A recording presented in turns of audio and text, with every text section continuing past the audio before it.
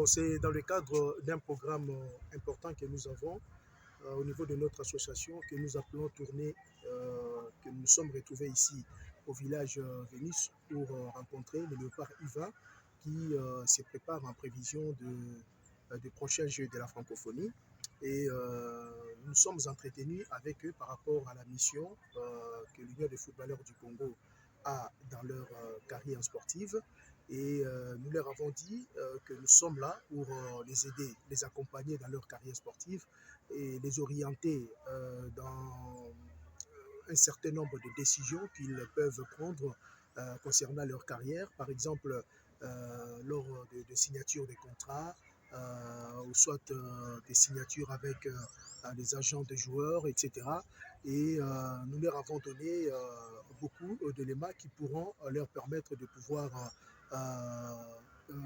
bien négocier leurs engagements.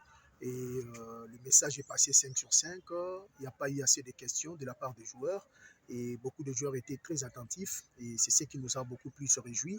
Et nous comprenons que les joueurs commencent maintenant à comprendre la mission de l'Union des footballeurs du Congo, parce qu'il y a certains qui nous ont même abordés à la fin pour manifester en fait leur intérêt par rapport au travail que réalise l'Union des footballeurs du Congo au niveau de la République démocratique du Congo.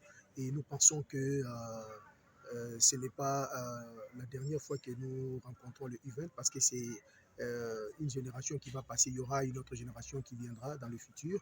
Et donc c'est notre travail au quotidien, conscientiser les joueurs, défendre leurs intérêts et leurs droits. Et je pense que les messages qu'ils ont reçus, ils vont les garder pour bien faire leur carrière et surtout, en tout cas, leur permettre de pouvoir, je dirais, bien se comporter avec le club qui vont les engager comme joueurs professionnels. Et le deuxième sujet qui a fait l'objet de notre entretien avec le joueur, c'est la lutte contre le racisme. Comme vous le savez, le racisme, c'est un fléau qui, aujourd'hui, dérange pas mal de footballeurs.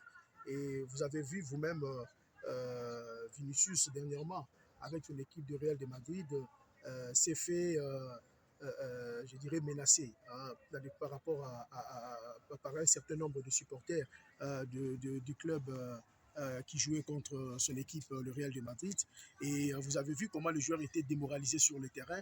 Donc ça prouve à suffisance combien le racisme peut endommager le comportement du footballeur, comment le racisme peut, je dirais, ranger en fait le footballeur au cours d'une rencontre de football. Et voilà pourquoi aujourd'hui nous étions avec le joueur Event qui ont manifesté en fait je dirais, qui ont lancé un message contre le racisme qui constitue un fléau dangereux qui n'a pas en fait sa place dans le football.